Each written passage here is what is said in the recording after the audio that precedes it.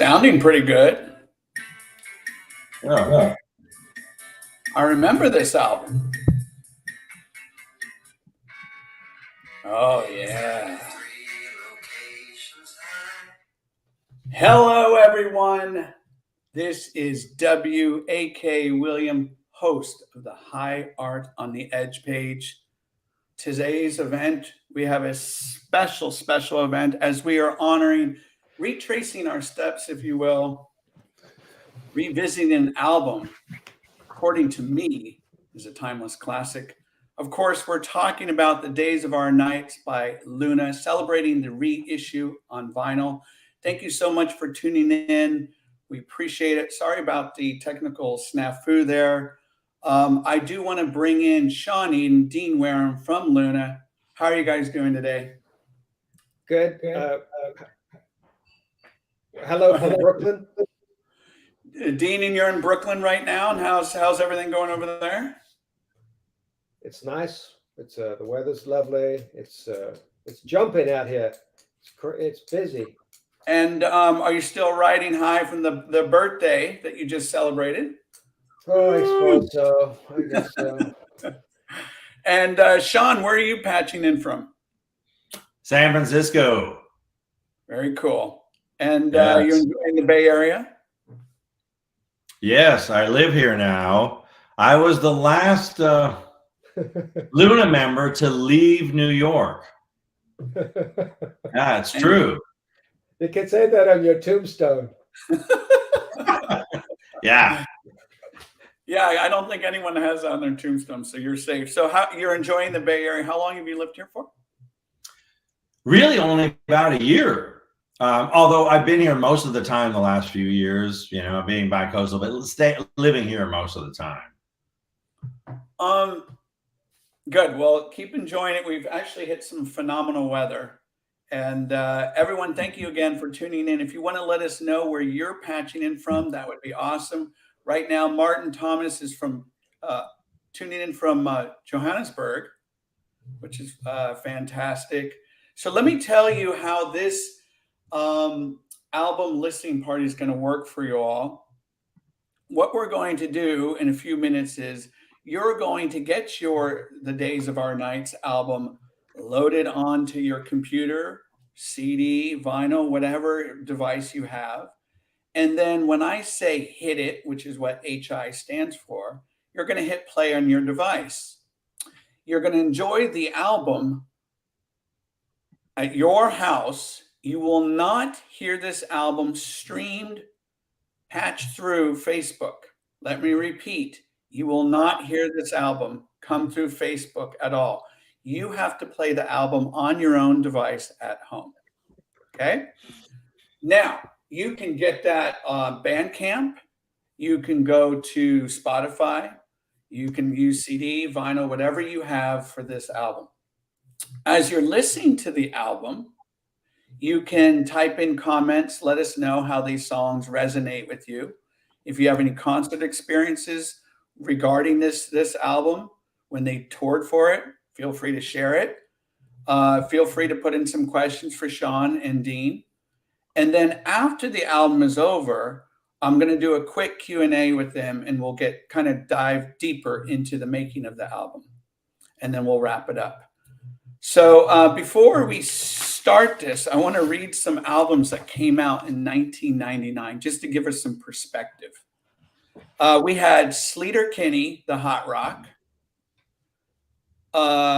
Bonnie Prince Billy, I See Darkness. We had the mega smash, who knew this was coming, Moby in Play.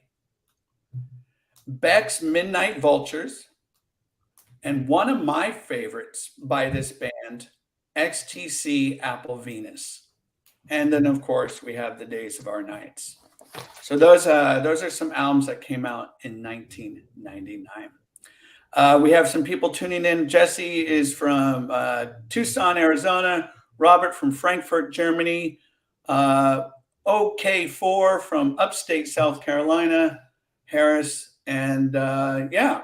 And of course, Sean says hello from City by the Bay. That would be Sean. Okay. Yes.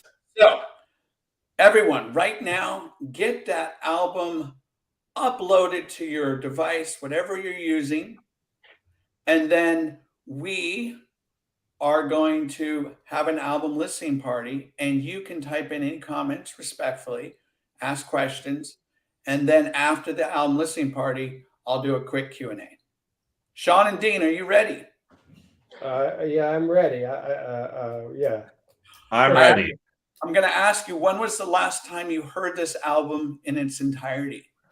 Very recently, because we got test pressings that we had to improve. So Great. We'll talk about that. We had a close listen.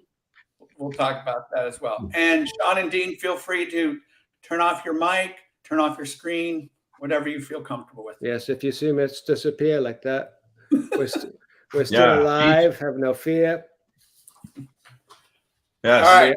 We are going to do that. And I am going to, Gotta eat lunch. All right, everyone, here we go.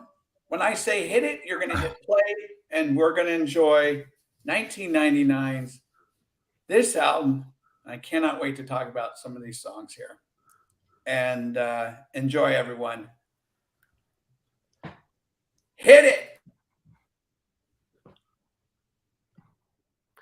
I think I'm going to mute. I'm going to mute my camera, Sean. I'll see you in a little while. I thought this would be awkward. We'll just be sitting here like Tucker. No, I know. Just I think I'm going to mute my camera too.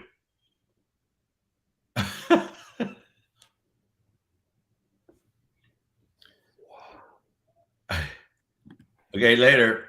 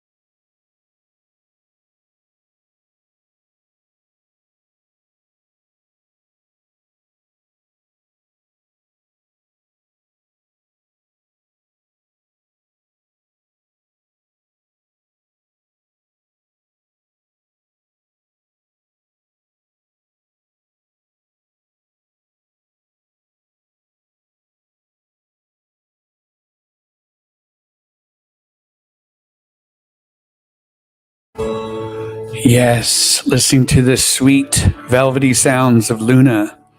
Hello, little one.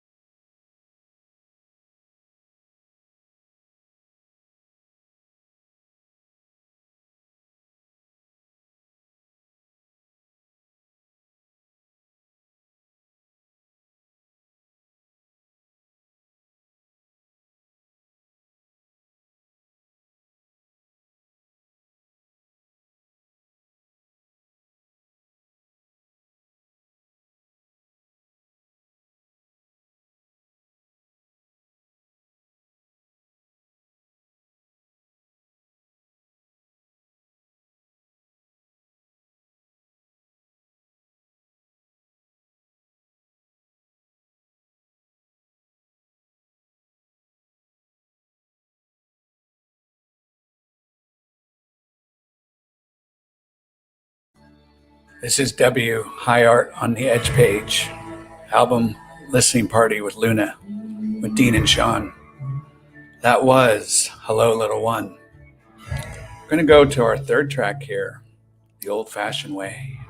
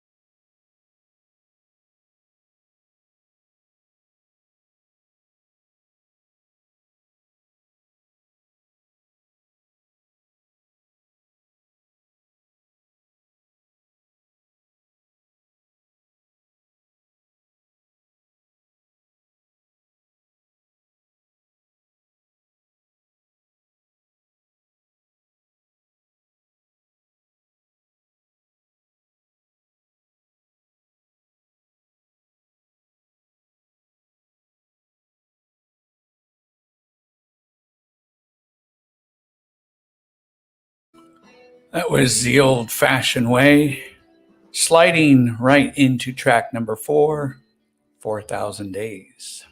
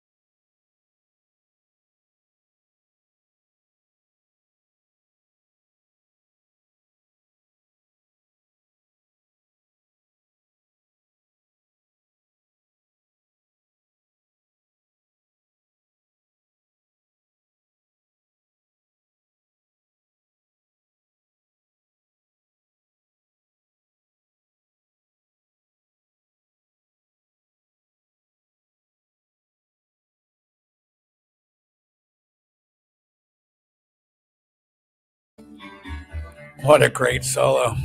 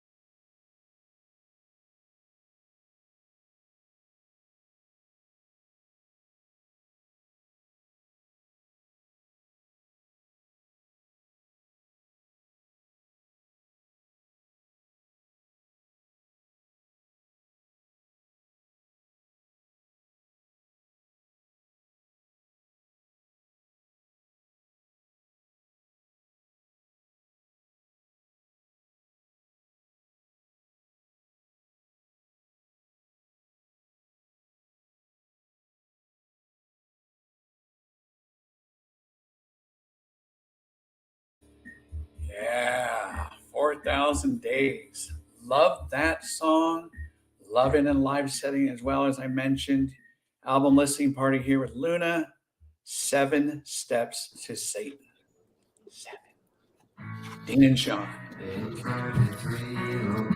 Turn it up, everyone.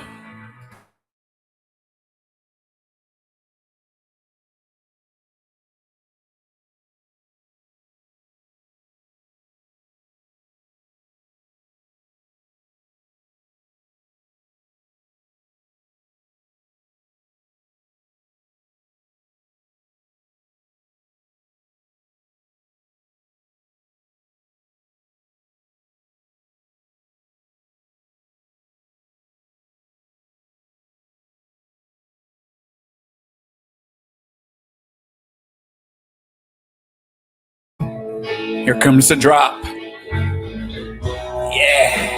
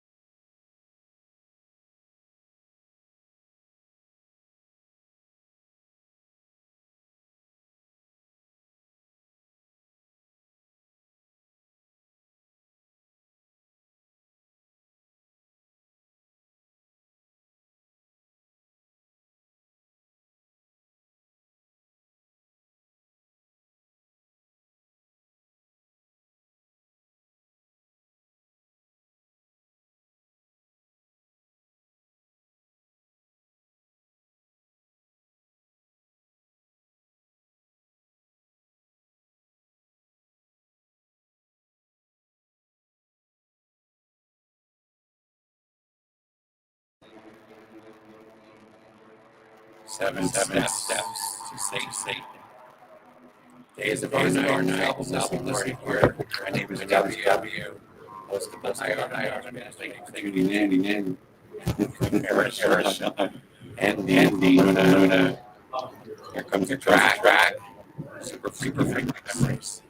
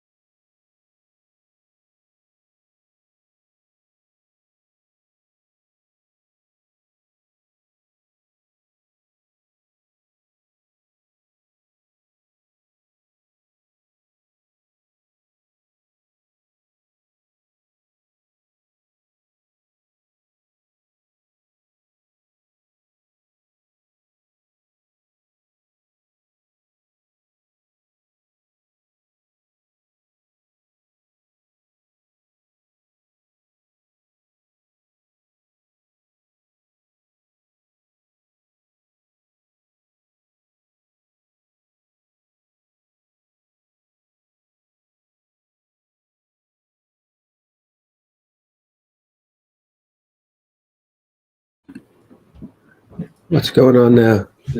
Well, that was super freaky memories. We're going to move right into math whiz. Here we go, math whiz.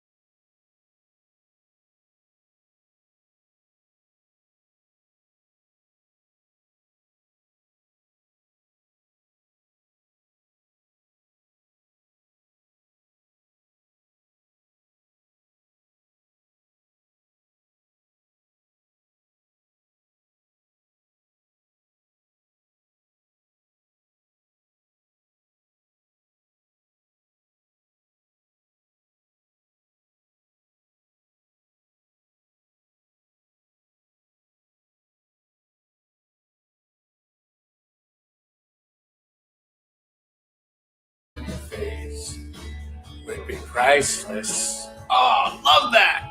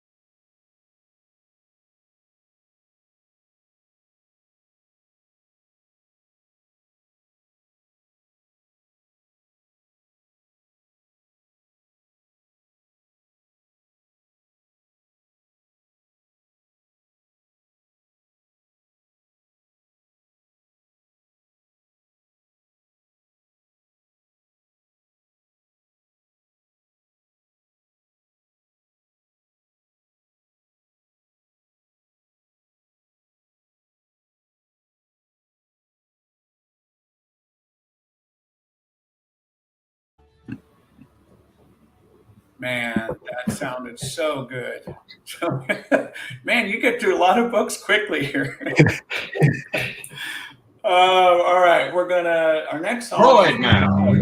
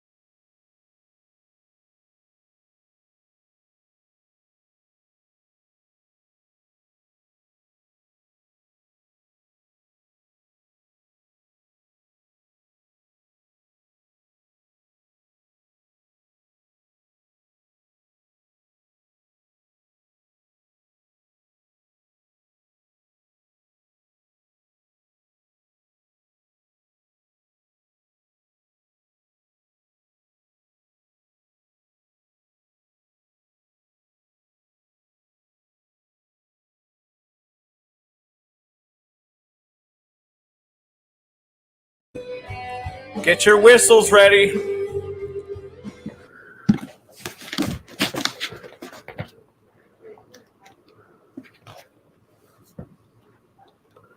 Oh,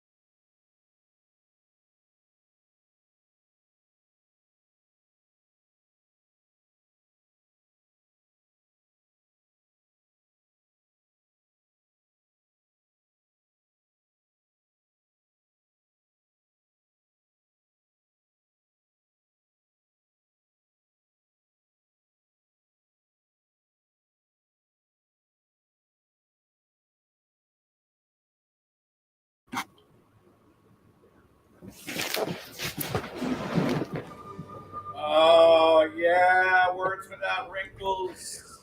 Let's move up to our next. Ha ha ha ha. The Rustler.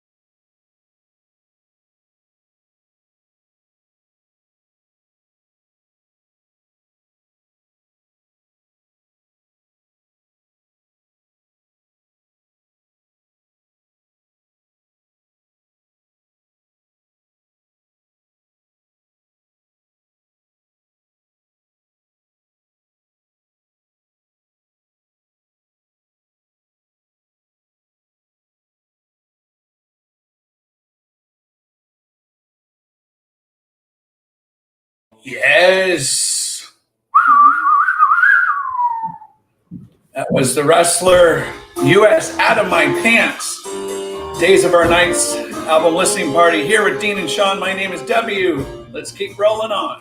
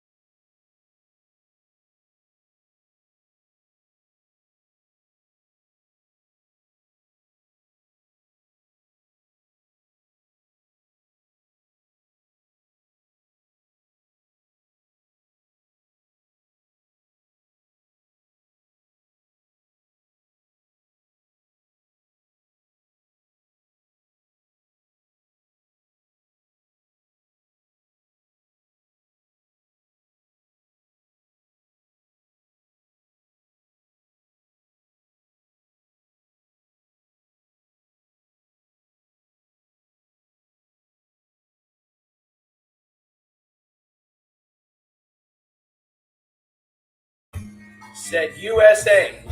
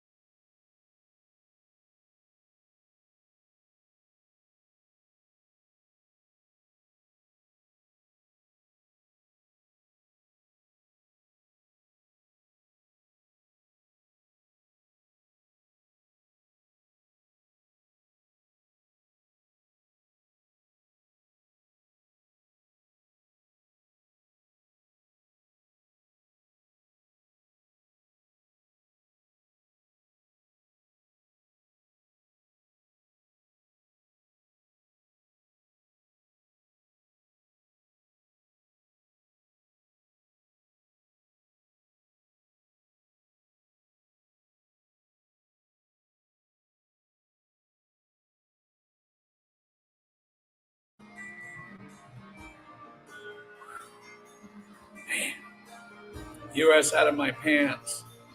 We're going to learn a whole new language in this next song. This is the slow song. And I will not be singing because I don't know German. Good luck.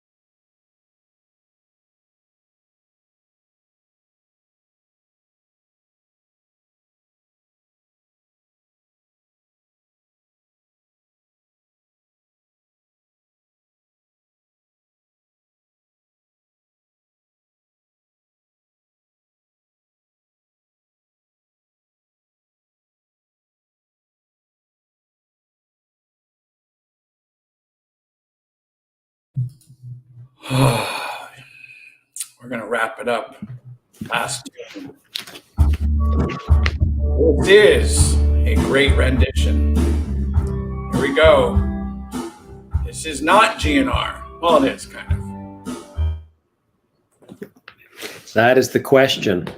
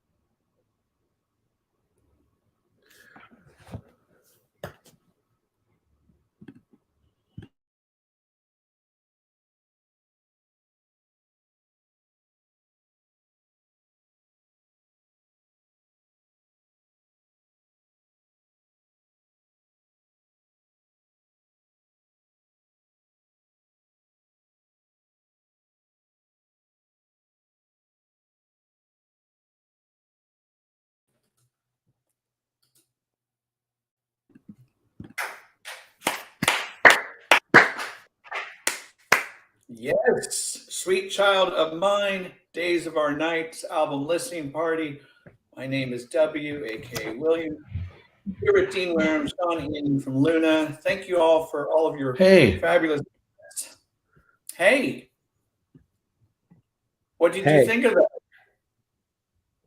of that record? Yeah, what did you enjoy? I can't get it to work. Well, I enjoyed the record. Have you got Sean muted, William? No, There he no. goes. Got away. Now he's back. We can hear you and we can see you, Sean. Hey, Yeah, we Hey. can hear you. you can hear how are you? me? Yes. I can't hear Howdy. you. What?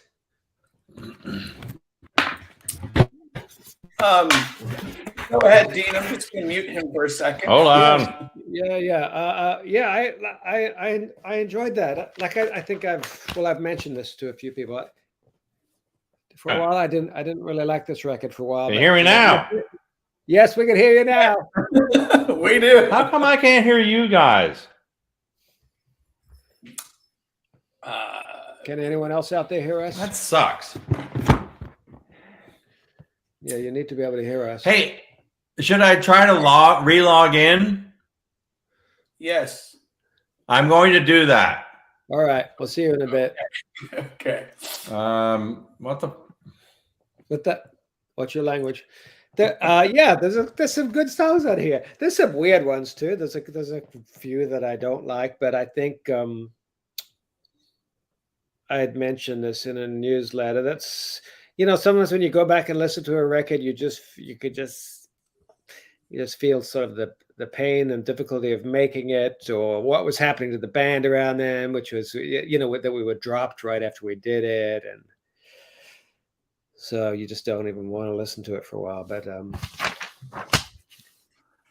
And we're not always the best judge of what the good songs are or what the good records are. well, I was going to ask you, are there any songs in particular that you didn't care for at that time, but now have a newfound appreciation for? I really like Math Whiz a whole lot. That may be my favorite song on the record. Not that I didn't like it at the time, but it wasn't one of my favorites, and now I think it is. So why? Well, we started playing it live. It's really fun to play live. It's just a good matter.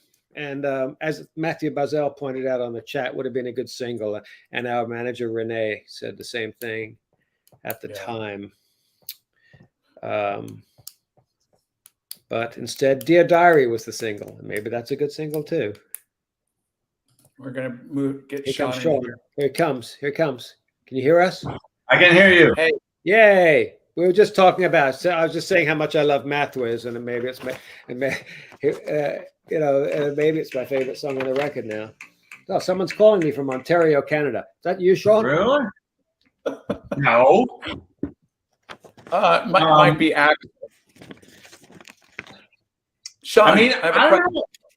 Yeah, go ahead. So I asked Dean, are there any songs that you didn't care for at the time, but you have a newfound appreciation? Well, listening to it right now, I would say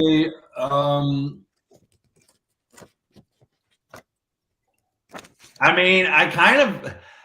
really enjoyed listening to the record right now. Probably more so than I did when I was listening to the test pressings a few weeks ago. I wasn't that keen on US Out of My Pants at the time. I was like, oh, it's kind of goofy, but I kind of like it. It's kind of dark and funny, and it's cool, and the outro is cool too. Yeah. I want to start with the album cover. Yes. Richard Phillips, Horizontal Blonde. Yeah. Dean or Sean, do you want to? Dean, you go ahead. Well, that painting was hanging at the Whitney during the biennial, and that was Laurie Hensel who designed the art. She had been to see it. But I think actually I had also bought the postcard when I saw it there. But anyway, she knew Richard Phillips, and she suggested that as a cover. It's a pretty great painting. I think that painting, it sold for a whole lot of money. of which he didn't receive any. You know how this, because sometimes an artist makes this great painting early on and they sell it pretty cheap, and then like 5 years later, it's worth a whole lot more. And there's a movement among artists to try and do something about that, to try and have there be some kind of tax, so that when a dealer later sells your work for $30 million, maybe you get a cut too. Yeah. Anyway, it's a great painting. Oh, he does some really provocative work. If for those of you who aren't familiar with Richard Phillips' work, check him out online. And then I want to open this up to a bit of the production work by Paul Kimball, known for his playing with Grantley Buffalo. Yeah. So how did you come about choosing him? Well, as I recall, we were kind of banding about various names, of which I don't really remember, but I remember having a meeting with Nancy Jeffries, who was our new A&R person at Elektra, after Terry had unceremoniously left. And I remember having a meeting with her office, and Paul Kimball was one of the people that she suggested, because he had done a little bit of work on that Velvet Goldmine. Velvet Goldmine, right. Soundtrack. Yeah, so it was Nancy's idea. There you go. Sort of, like, we didn't really know him, but yeah. And I remember the first time we ever met him was at Bowery Ballroom, right? And I think like we had kind of decided we were going to work with him, and then like we finished the show and we went up stairs to the backstage area, and there he was. Huh. But maybe I don't know if I'm remembering that right, but maybe you did. Was he familiar with Luna music at the time? Probably not. Oh. I don't know. So what did he add? What were some of his strengths in terms of production value? He's a good musician. He played some keys. He played some cool keys. Mm-hmm. Yeah. He was pleasant to be around, which is an important quality. Absolutely. Yeah, he's pretty laid back.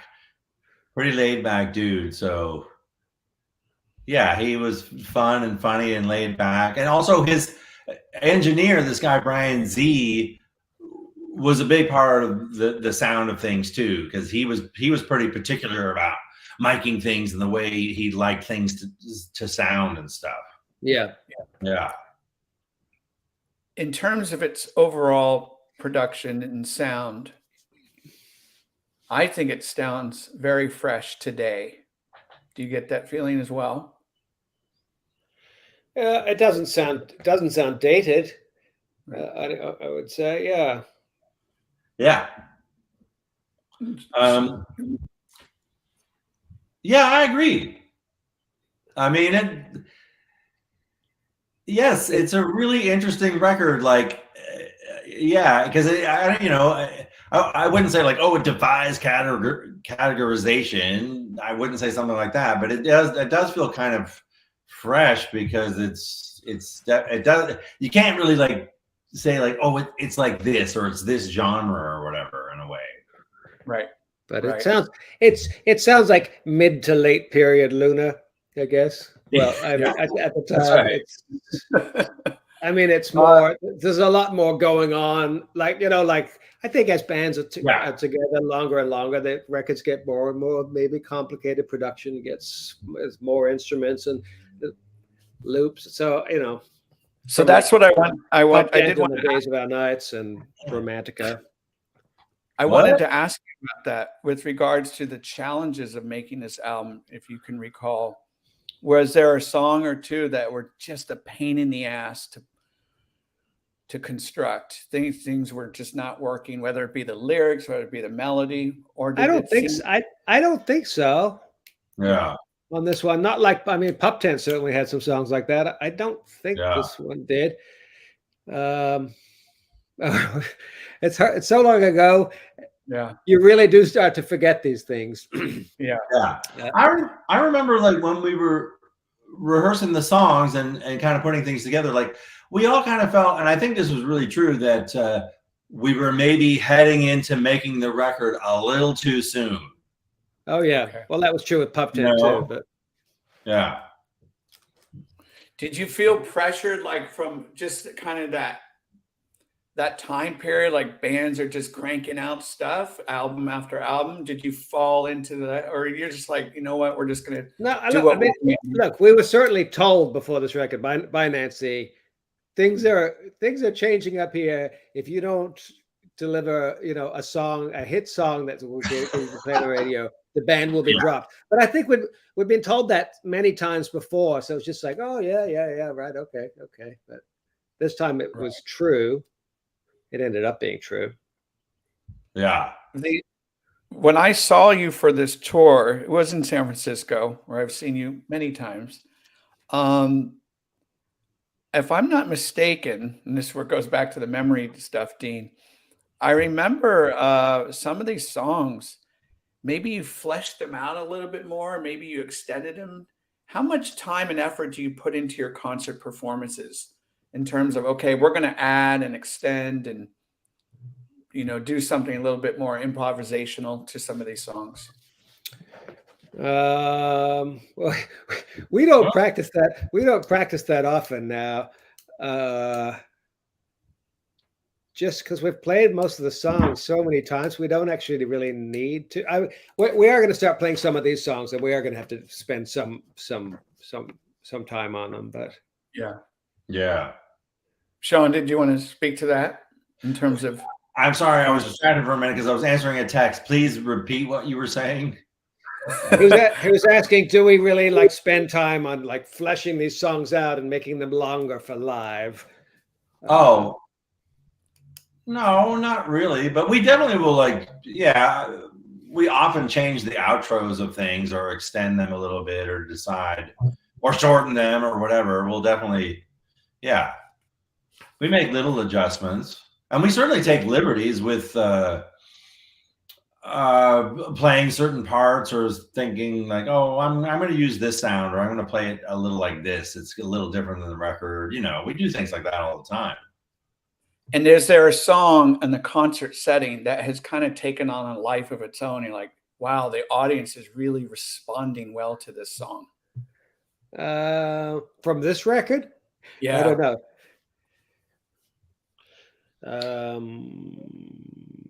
No, probably not. I don't know. I feel like Black Postcards is one song that we really kind of extended and would do all kinds of things with. Yeah. And we get requests. Yeah, we keep to a structure.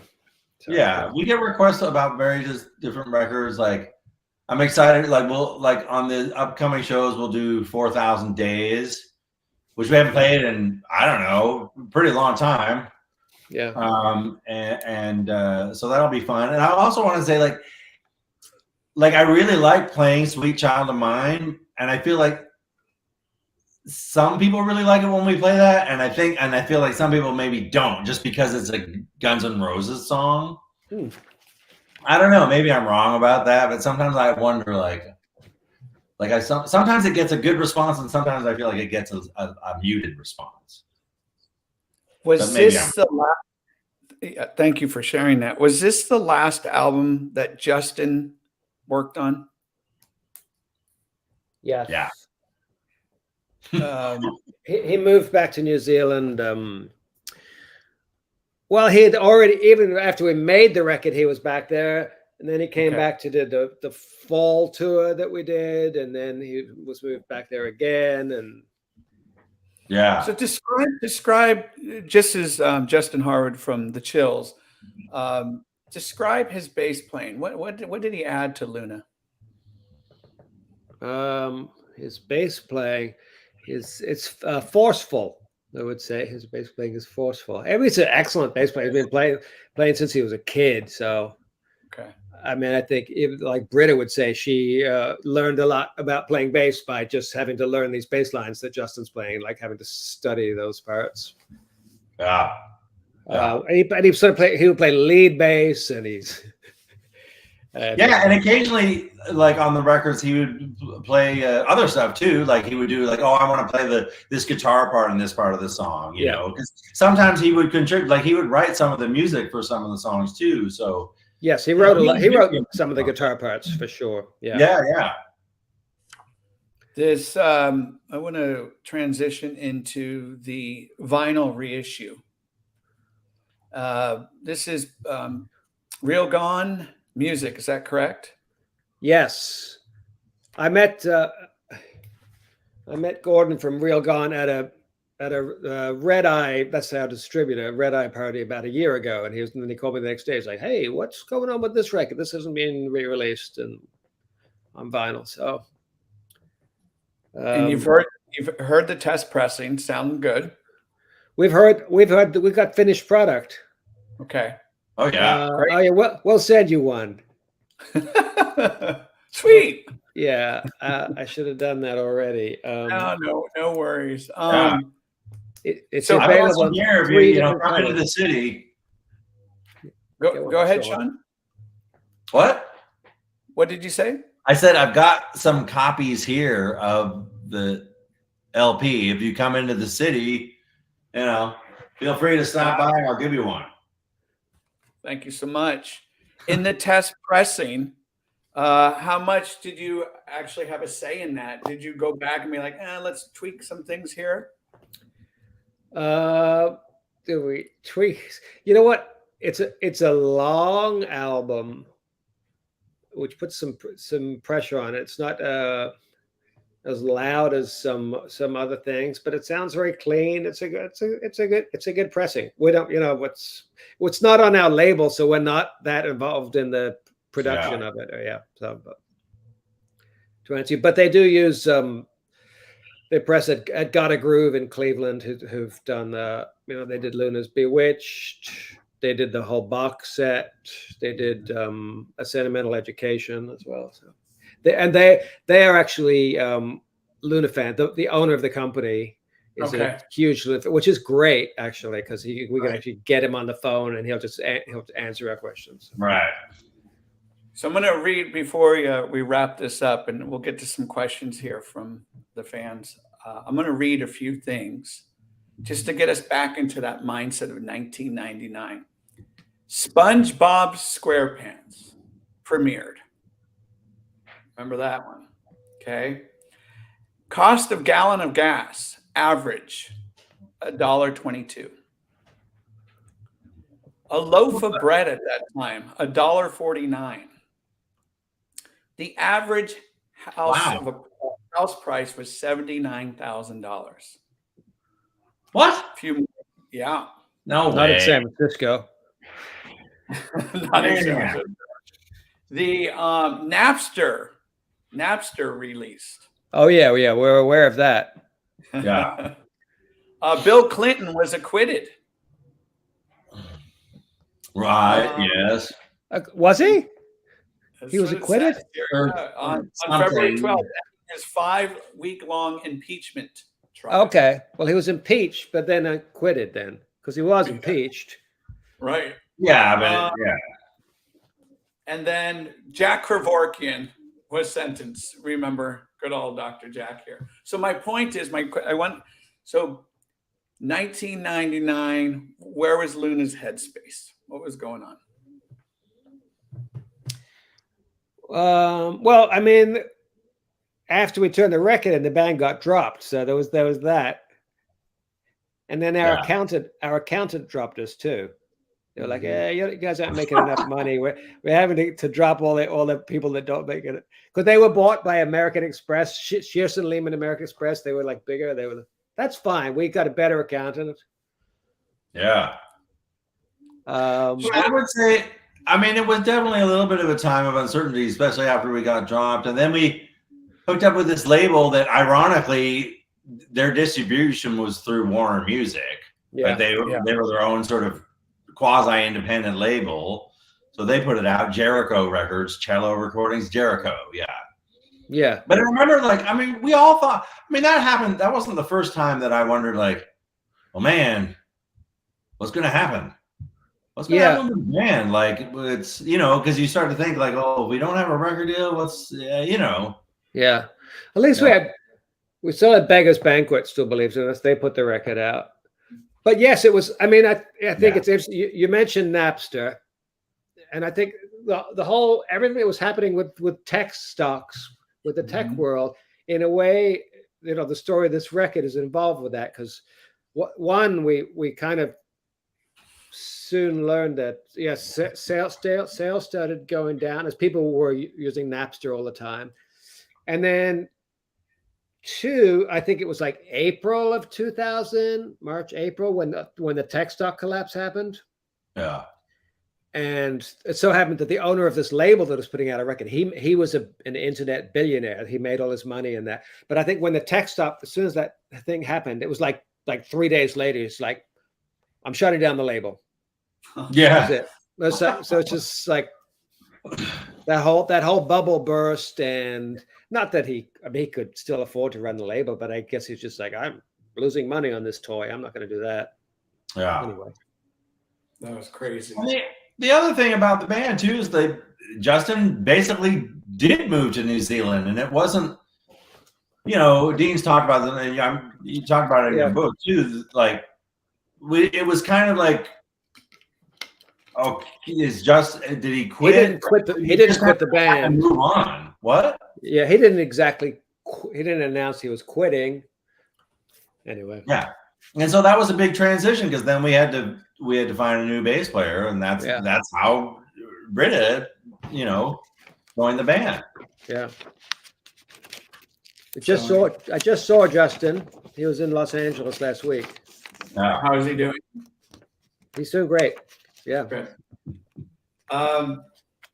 This idea that many people are tuning in have seen you play live in different areas of the world.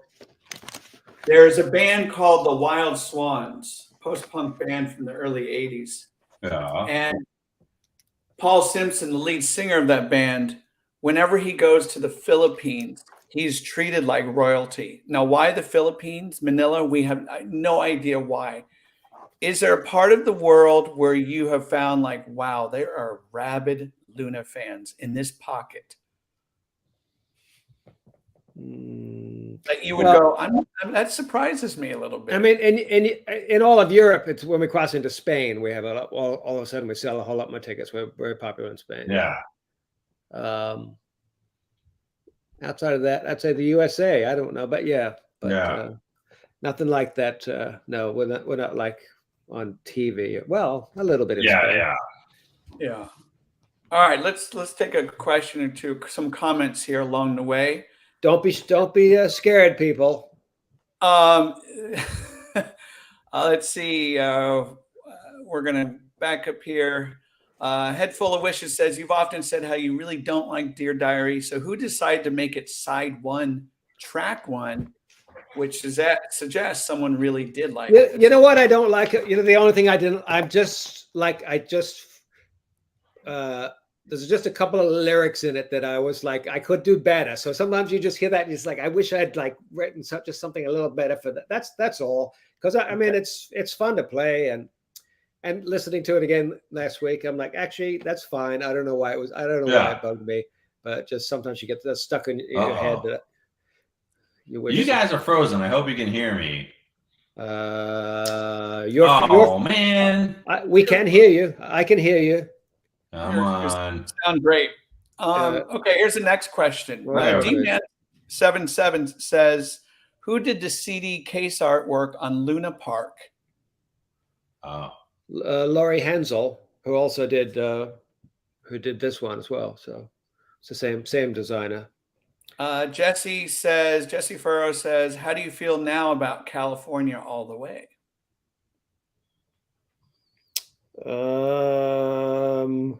It's not my favorite Luna song, but it's a lot of people's favorite Luna song. We've played it so many times. Yes, but yeah. Matthew says there was a track on the original promo CD of the album that was not on the official release. I cannot remember what it was. Is it on this release? No. The No. vinyl. We don't have room to fit it on the vinyl.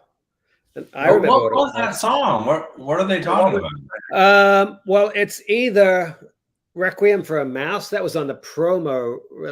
We changed. We swapped that song out. But all right. What's the one on Utopia Parkway?